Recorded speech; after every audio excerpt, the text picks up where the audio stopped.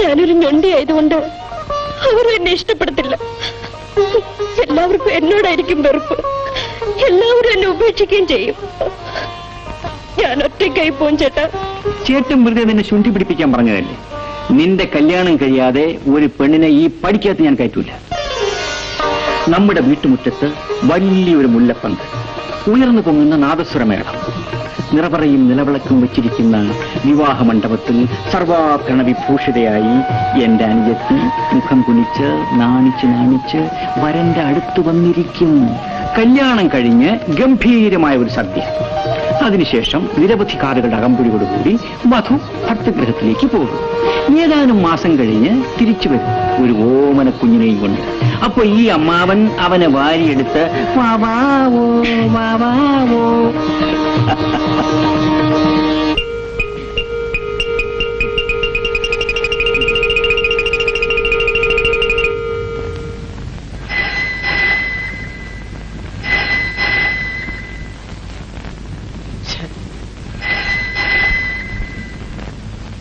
Hello, ഇതൊരു ആശുപത്രിയാണെന്ന് അറിയാൻ പാടില്ലേ? ഡോക്ടർ ചിലപ്പോ വളരെ സീരിയസ് ആയിട്ടുള്ള രോഗികൾ അറ്റൻഡ് ചെയ്തുകൊണ്ടിരിക്കുകയായിരിക്കും.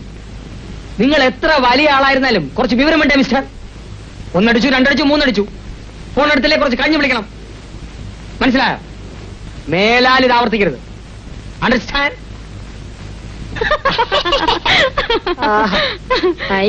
അല്ല, നിങ്ങളെല്ലാവരും മണ്ടനോമാന്ന് വിളിക്കുന്നത്. നിങ്ങൾ നന്നാവാൻ പോകുന്നില്ല.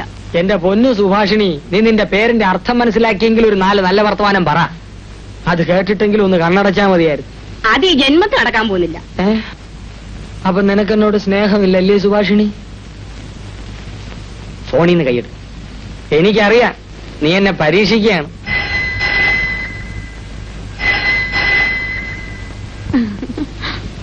ഹലോ, ഡോക്ടർ ആണോന്ന് ചോദിച്ചാ അല്ല, എന്നാ അല്ലേ ആണും താനും. സുരേഷ് ഡോക്ടർ വീട്ടിലുണ്ട്. ആരാ? വിശ്വാ? വിശ്വാ മുതലാളിയോ? പറയാം. അയ്യോ, ആരാ വിളിച്ചെന്നറിയോ? നിശാസുന്ദരി, വിശ്വനാഥ മുതലാളി.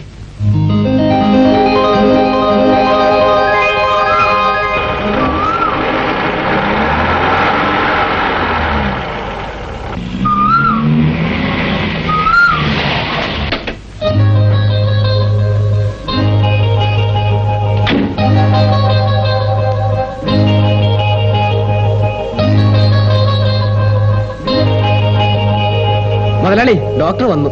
Good morning. Good morning. Doctor Suresh,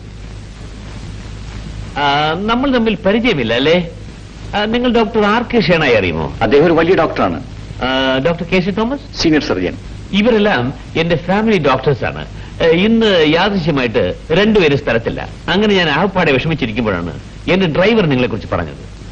excuse me, എങ്കിൽ ഞാനൊരു കാര്യം ചെയ്യാം. എന്താണ്? എന്റെ പരിചയത്തുള്ള ഏതെങ്കിലും ഒരു വലിയ ഡോക്ടറെ ഞാൻ ഏർപ്പാട് ചെയ്തു തരാം. ഡോക്ടർ എന്നെ തെറ്റിദ്ധരിച്ചു. ഞാൻ ഒരു തുറന്ന പ്രകൃതക്കാരനാണ്. ഒന്നും മറച്ചു വെച്ച് സംസാരിക്കുന്നത് എനിക്കിഷ്ടമല്ല.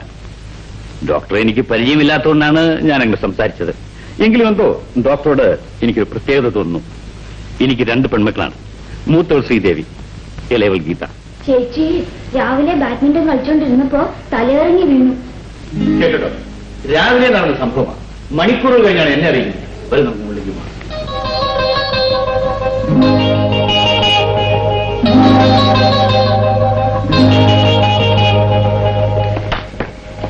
ഡോക്ടർ, ഇതാണ് ഡോക്ടർ, എന്റെ മകൾ.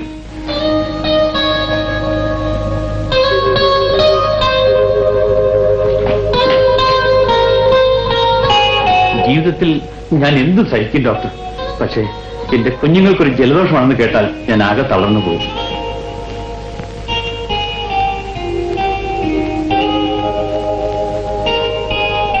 ഒന്നും ഭയപ്പെടാനില്ല. മകൾക്ക് അല്പം ക്ഷീണം മാത്രമേ ഉള്ളൂ. ഞാൻ ഒരു ഇഞ്ചക്ഷൻ കൊടുക്കാം. ഇഞ്ചക്ഷൻ വേണ്ട ഡോക്ടർ, അവൾക്ക് വേദന എടുക്കും. ഇപ്പൊ മറ്റെന്തെങ്കിലും മരുന്ന് കൊടുത്താൽ. അച്ഛാ,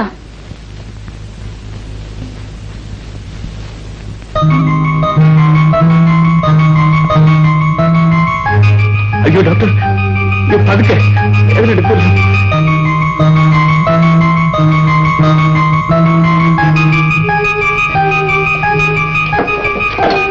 ഞാനൊരു മരുന്ന് എഴുതി തരാം, അത് വാങ്ങിക്കൊടുത്തേച്ചാൽ മതി. ഡോക്ടർ, എന്റെ മകളുടെ അസുഖം ഒരു നിമിഷം കൊണ്ട് മാറ്റാൻ കഴിവുള്ള എന്തെങ്കിലും മരുന്നുണ്ടോ? 1,00,000 രൂപയിലും ഞാൻ മേടിക്കാം. അതിന്റെ ഒന്നും ആവശ്യമില്ല. ഇതാ, ഇനി ചേച്ചി സുഖമായിട്ട് ഉറങ്ങിക്കൊള്ളും. പക്ഷെ ആരും ശല്യപ്പെടുത്തരുത്.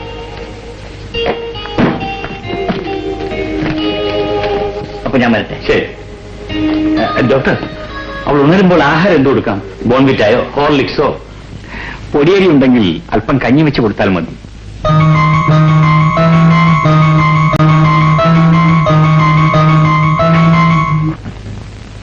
നമസ്കാരം. നമസ്കാരം. കഴിഞ്ഞ 10 വർഷക്കാലമായി ഈ നിയോജക മണ്ഡലത്തിലെ മനസ്സിലായി എപ്പോഴാണ് വരുന്നതെന്നും എപ്പോഴാണ് പോകുന്നതെന്നും തെരഞ്ഞെടുപ്പിന്റെ കാര്യമല്ലയോ? അതതിന്റെ ഒരു പൊതു സ്വഭാവമാണ്. അല്ല, വന്നു കഴിഞ്ഞാൽ ഒരു പിടിയാ. രാഷ്ട്രീയം വന്നു കഴിഞ്ഞാൽ പിന്നെ ഒരൊറ്റപ്പിടിയാ. സാർ പറഞ്ഞ വളരെ ശരിയാ. മിസ്റ്റർ, ഇത് വയറിന്റെ പ്രശ്നമാണ്. അയ്യോ, വയറിന്റെ പ്രശ്നത്തിലേക്ക് വേണ്ടി രാഷ്ട്രീയത്തിലേക്ക് ഇറങ്ങി തിരിച്ച കാര്യമാറ്റക്കാരനെ അവർ MLA ആണ് അങ്ങനെ എനിക്ക് അഭിപ്രായമില്ല. സത്യമായിട്ട് അഭിപ്രായം. കാലുമാറ്റക്കാരനോ? MLA? ഞാനോ? നിങ്ങൾ എന്തോന്നാണ് ഈ പറയുന്നത്? കഴിഞ്ഞ 10 വർഷക്കാലമായി ഈ നിയോജക മണ്ഡലത്തിലെ ഏക വൈദ്യുതകാരനാണ് ഞാൻ. ആണ്ട കിടക്കണ അത് പറ. അപ്പൊ രോഗിയാണല്ലേ? തനിക്ക് പ്രാന്തം ഉണ്ടല്ലേ? ഇത് ആശുപത്രിയാണ്. ശബ്ദം ഉണ്ടാക്കരുത്, ഉറക്കെ സംസാരിക്കരുത്. അപ്പൊ അത് രോഗികളെ ഇറക്കണം. മനസ്സിലായി? എന്റെ പൊന്നക്കൻ്റെ അദ്ദേഹം ഈ വൈദ്യ വേദന വരുമ്പം ഞാൻ ഉറക്ക വർത്താനം പറയും, ഉറക്ക നടക്കുകയും ചെയ്യും. അദ്ദേഹം ഇങ്ങോട്ട് നോക്കിക്കേ. ഈ വേദന കൂടി ഞാൻ നടക്കാൻ തുടങ്ങിയിട്ട് വർഷം എത്രയാണെന്നറിയാവോ? കഴിക്കാത്ത മരുന്നില്ല, ചെയ്യാത്ത മാന്ത്രികയില്ല, കേറാത്ത ആശുപത്രിയില്ല. ഇത് ചെയ്യാനൊന്നുമില്ല. ഓപ്പറേഷൻ ഒഴിയെ. സുരേന്ദ്രനാഥ് അതി എന്നെ ഇവിടുന്ന് പറഞ്ഞു വിട്ടാൽ എന്റെ ദൈവത്തിനാണ് എന്റെ നോക്കേട് മാറാതെ ഞാൻ ഈ ആശുപത്രിയിൽ നിന്ന് പോകത്തില്ല. എങ്ങനെയാ?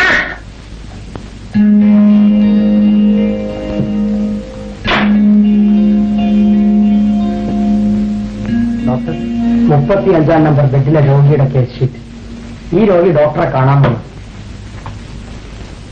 പോകുമ്പോ എന്നെ ഒന്ന് കണ്ടിട്ട് പോകണം. അടുത്ത് വരും. ഛർദിൽ ഓർക്കാനും മറ്റുണ്ടോ? ഒന്നോ 7 പ്രാവശ്യമാണ്. 7 പ്രാവശ്യം.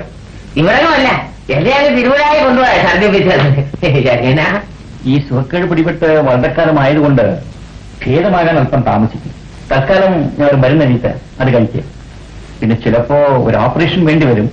അതുവരെ കൃത്യമായി വീട്ടിൽ നിന്ന് ഈ മരുന്ന് കഴിക്കണം. അയ്യോ, അങ്ങനെ പറഞ്ഞാൽ പറ്റത്തില്ല. ഞാൻ പോകാനായിട്ട് വന്നതല്ല. ഡോക്ടറെ എന്നെ ഇവിടെ കിടത്തി ചികിത്സിക്കണം. അങ്ങനെ അറിയാൻ പാടില്ല. ഇതാ അവൻ വന്നാലുണ്ടല്ലോ, മറ്റവൻ വൈദ്യവേദന എന്നെ കൊണ്ടേ അങ്ങ് പോകത്തുള്ളൂ. അതുപോലെ തന്നെ ഓപ്പറേഷൻ അത് ഞാൻ മരിച്ചാലും സമ്മതിക്കത്തില്ല.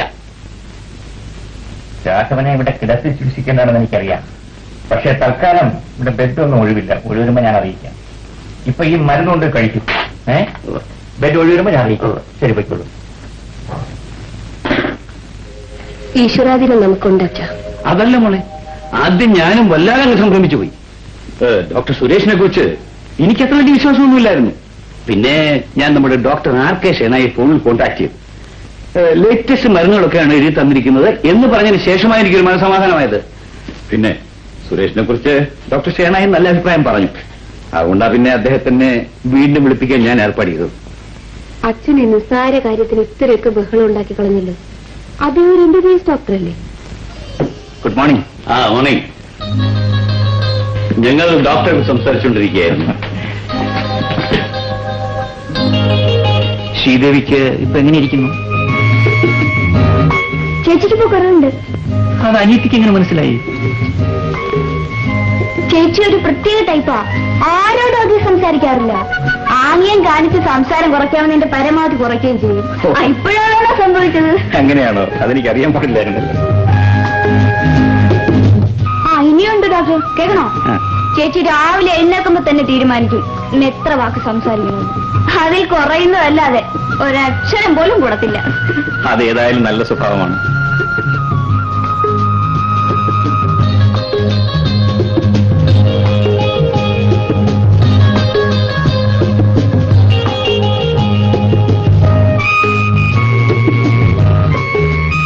ഇനി ഇഞ്ചക്ഷൻ വേണ്ട, മരുന്ന് കൊടുത്താൽ മതി. അപ്പൊ ഞാൻ വരട്ടെ.